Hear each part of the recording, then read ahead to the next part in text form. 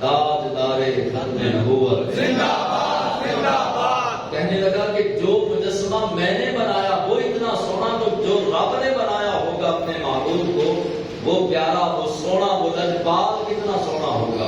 پھر ساری زندگی کسی نے وہ مجسمہ کسی کو دکھایا نہیں، کیونکہ مسلمان ہو چکا تھا اور اس کو معلوم تھا کہ حضور کا مجسمہ بنانا یہ بے ادبی ہے، گستاخی ہے۔ اس نے پھر ساری زندگی چھپا دیا، نہ جانے کہاں گیا، لیکن اس نے کسی کو دکھایا نہیں۔ حضور سونے ہی اتنے ہیں، اس لیے صدیق اکبر رضی اللہ تعالیٰ عنہ فرماتے ہیں آقا میری پسند یہ ہے کہ آنکھیں میری ہوں، چہرہ آپ کا ہو۔ اور اس کے بعد دوسری پسند صدیق اکبر نے بتائی۔ اب ذرا اپنی اپنی پسند بھی ہم دیکھیں اور اپنے بڑوں کی، اپنے بزرگوں کی، اپنے اسلاف کی، حضور کے اصحاب کی پسند کو بھی دیکھیں۔ دوسری پسند صدیق اکبر نے بتائی، عرض کیا کہ حضور مال میرا ہو، حکم آپ کا ہو۔ مال میرا ہو اور حکم آپ کا ہو، میں آپ پر خرچ کرتا رہوں، یہ مجھے پسند ہے۔ اللہ کے حبیب علیہ السلام نے ویسے بھی فرمایا کہ میں نے ہر کسی کے احسانات کا بدلہ دے دیا، دنیا کے اندر دے دیا۔ ابو بکر کا جو ہے وہ قرض ابھی بھی باقی ہے، قیامت کے دن رب اس کو بدلہ عطا فرمائے گا۔ نمبر 3 صدیق اکبر کی تیسری پسند دیکھیے، یہ وہ اس شخصیت کی پسند بتا رہا ہوں جو نبیوں اور رسولوں کے بعد اس امت کا سب سے بڑا آدمی ہے۔ صدیق اکبر تیسری پسند، عرض کیا کہ حضور باہر تو میں آپ کی خدمت کرتا ہوں، میرا دل کرتا ہے میں گھر میں بھی خدمت کروں، لیکن چونکہ گھر میں پردے داری کے معاملات ہوتے ہیں تو میری پسند یہ ہے کہ بیٹی میری ہو، زوجہ آپ کی ہو۔ بیٹی میری ہو، زوجہ آپ کی ہو، میں باہر خدمت کروں، میری بیٹی آپ کی گھر میں خدمت کرے، لہذا یہ مجھے پسند ہے۔ اللہ کے حبیب علیہ السلام ابھی سن ہی رہے تھے کہ جبریل کے پروں کے پھڑپھڑانے کی آواز آئے۔ جبریل حاضر ہوئے، عرض کیا آج وہی لے کر نہیں آئے، آج ریشمی رومال وہ بھی جنت سے لے کر آئے، جس میں بعض روایتوں کے مطابق سیدہ عائشہ صدیقہ کا نام لکھا تھا، بعض روایات کے مطابق سیدہ کی تصویر بنی تھی۔ جبریل نے عرض کیا کہ یا رسول اللہ رب فرماتا ہے کہ اے محبوب عائشہ تیری دنیا میں بھی بیوی ہے، آخرت میں بھی بیوی ہے۔ اب رب کا حکم آ گیا۔ اب یہ 3 خواہشات، 3 پسند صدیق اکبر بتا کر بیٹھ گئے۔ اب بیٹھے تو فاروق اعظم کھڑے ہوئے۔ پہلے حضور نے اپنی پسند بتائی، 3 پسند، 3 باتیں جو پسند تھی حضور نے بتائی، پھر صدیق اکبر نے بتائی۔ اب صدیق اکبر رضی اللہ تعالیٰ عنہ بیٹھ گئے اور فاروق اعظم وہ شخص کھڑا ہوا جس کے بارے میں حضور نے فرمایا میرے بعد اگر کوئی نبی ہوتا ہوگا نہیں، جو کہے کہ ہے وہ دار اسلام سے خارج ہے، وہ پکا کافر ہے، جو یہ کہے کہ حضور کے بعد کوئی نیا نبی آ سکتا ہے، ہوگا نہیں۔ اگر کوئی نبی ہوتا تو عمر ہوتا۔ یہ فاروق اعظم کھڑے ہوئے، عرض کیا حضور آپ کو بھی 3 پسند، ابو بکر کو بھی 3 پسند، مجھے بھی 3 ہی پسند ہے، مجھے بھی 3، کسی کی مجال نہیں ہے کہ کہہ دے کہ مجھے 4 پسند ہے۔ جب مجھے 5 چیزیں پسند ہیں، 4 پسند ہیں، محبت تقاضا ہی یہ کرتی ہے کہ محبوبوں کے آگے نہ بڑھا جائے، پیچھے ہاتھ باندھ کے کھڑا جائے۔ اللہ کے حبیب علیہ السلام نے فرمایا فاروق اعظم تو بھی بتا کہ تیری 3 چیزیں کیا پسند ہیں۔ آپ نے پہلی عرض کیا امر بالمعروف، امر بالمعروف یعنی نیکی کی دعوت دینا۔ مجھے پسند ہے کہ میں مسلمانوں کو نیکیوں کی طرف لاؤں، مجھے پسند ہے کہ میں لوگوں کو جو ہے وہ ایمان کی طرف لاؤں، قرآن کی طرف لاؤں، اسلام کی طرف لاؤں، دین کی طرف لاؤں، آپ کا غلام بناؤں، یہ مجھے پسند ہے۔ اور دوسری وَنَهِي عَنِ الْمُنکَرِ، اور لوگوں کو برائی سے منع کروں۔ اللہ کے محبوب علیہ السلام نے فرمایا کہ فاروق اعظم سے فرمایا کہ تیسری کون سی چیز پسند ہے، تو عرض کیا یا رسول اللہ صلی اللہ علیہ وسلم تیسری چیز مجھے یہ پسند ہے کہ میرے بدن پر جو کپڑے ہوں وہ پھٹے پرانے ہوں۔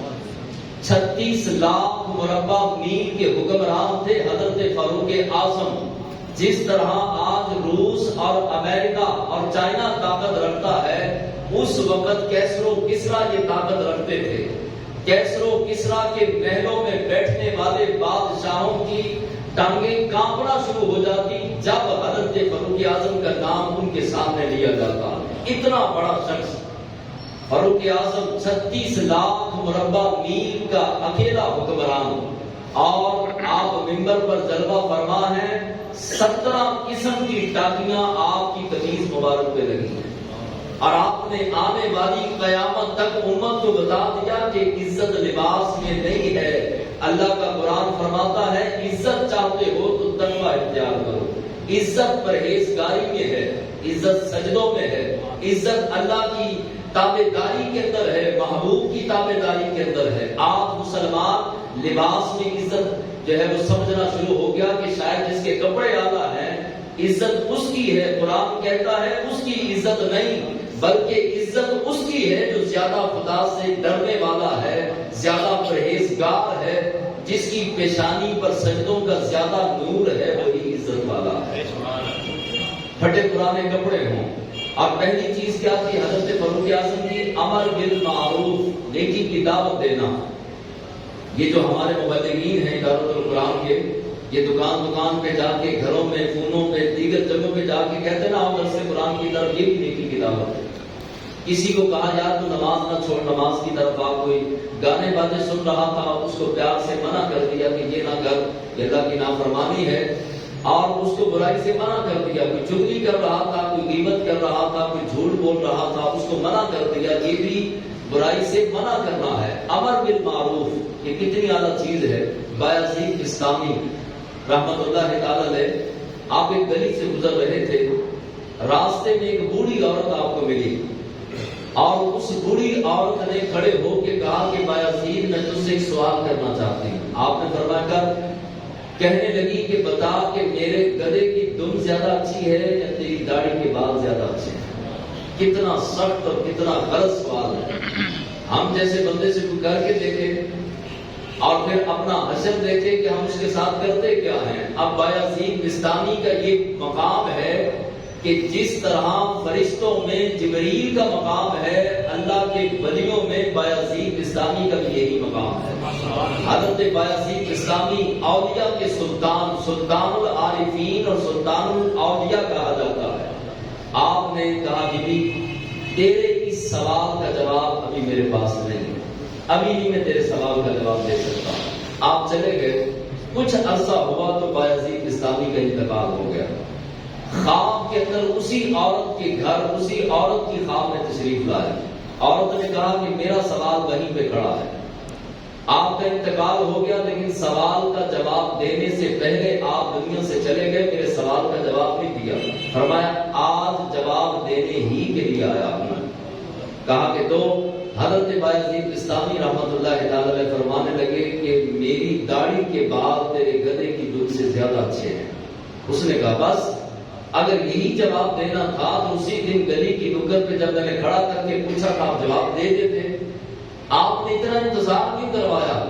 کہا کہ اس وقت مجھے پتا نہیں تھا میرا انجام کیا ہوگا، اس وقت مجھے پتا نہیں تھا کہ میں یہ کلمے کی دولت، ایمان کی دولت، اسلام کی دولت اپنے ساتھ لے کے قبر تک جا بھی پاؤں گا کہ نہیں۔ اس وقت مجھے پتا نہیں تھا کہ میرا رب مجھ سے راضی بھی ہے یا نہیں۔ اب رب نے مجھے بخش دیا ہے، جنت عطا کر دی ہے، اب مجھے پتا لگ چکا ہے کہ میری داڑھی کے بال تیرے گدھے کی دم سے زیادہ اچھے ہیں۔ اگر میرا رب راضی نہ ہوتا، میں پھنس جاتا، قبر میں پھنس جاتا اور میں اپنے رب کو راضی کرنے میں ناکام رہتا، تو بیوی میری داڑھی کے بالوں سے تیرے گدھے کی دم اچھی تھی۔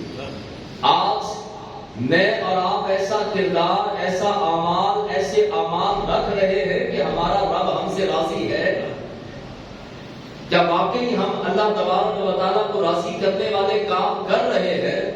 اور ان قریب جو ہے وہ جب دنیا سے جانا پڑے گا، رخصت ہونا پڑے گا، تو قبر و حشر میں جا کر اللہ کی بارگاہ میں کس انداز کے ساتھ کھڑے ہوں گے؟ ہر بندہ اپنے گھر کا حکمران ہے، یہ ذہن رکھیے۔